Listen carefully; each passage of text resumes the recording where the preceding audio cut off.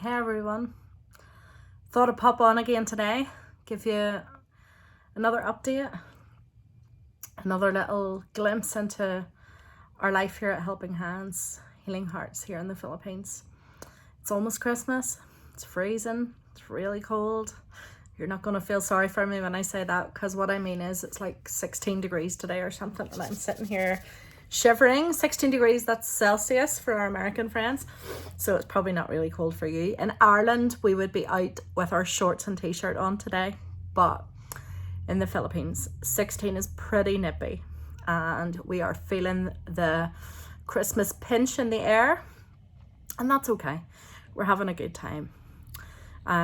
This week we got to take time with the children, take time with the staff, just to love on each other and be kind to each other and to bless each other.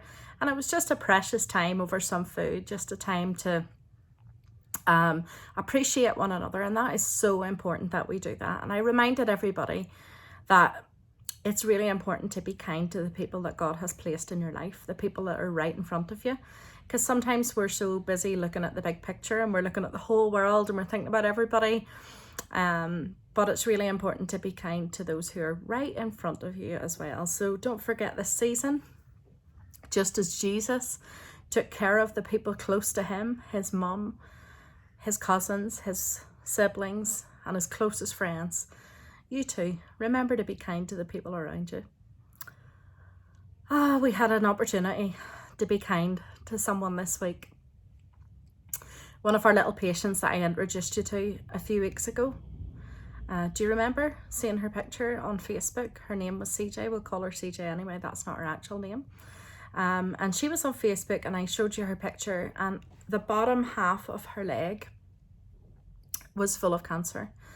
And usually when parents approach us and ask us for help, it takes us a wee bit of time to get the funds together to be able to say, yes, go ahead and do that surgery. But because one of our partners had already given specifically for the hospital, we were able to say go ahead straight away. We were able to say the yes and the go ahead and do the surgery. And that was amazing, because it is so difficult in those circumstances when you know that that cancer is so aggressive and it moves so quickly through the body that every single day counts.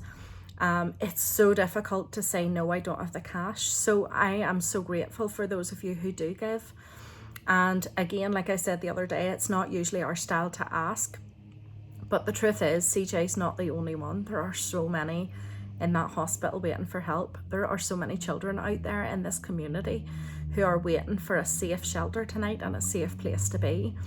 And we have to be able to keep our doors open. We have to be able to do that. And one of the ways that we can do that is to meet our goal of trying to raise $10,000 by the end of this year.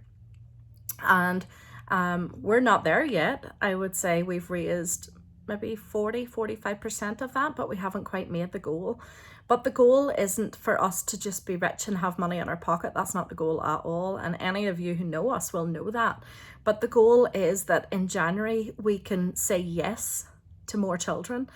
The goal is that in February, we can say yes to more children, and we don't have to turn anybody away, and we don't have to say, I'm sorry. And we don't have to put any children's lives at risk by making them wait for surgeries. We can say yes. We don't have to let a child stay for one more day in a place where they are not safe, because we can say, yes, you can come and live at Children's Home. We have space and we have the resources to take you in and to keep you safe. So that is my ask for you today. I wanted to share how we had the opportunity to bless little CJ this week. Her mummy is actually pregnant and due very, very soon. And the little one is turning 8 on December 24. And her request, when Marissa asked her, what do you want for your birthday, sweetheart? She said a phone. And we were thinking, a phone at 8? Of course, all kids loved the idea of having a phone. But she said, yes, it's so that I can phone mummy. When mummy has to go to have the baby, then I can phone her to make sure that she's okay. That touched my heart.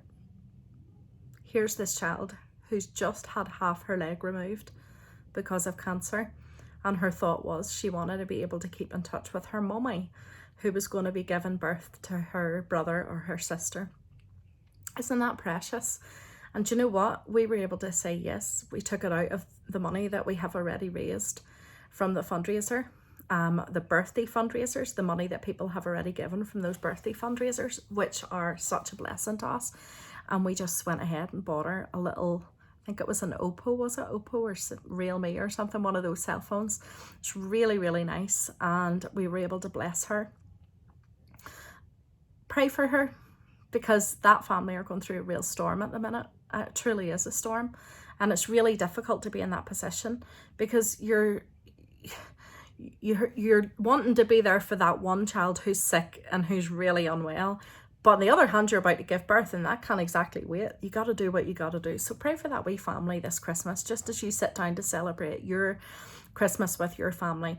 Think about families all around the world, just like that little girl and her family, who really need your prayers and who really need your gift.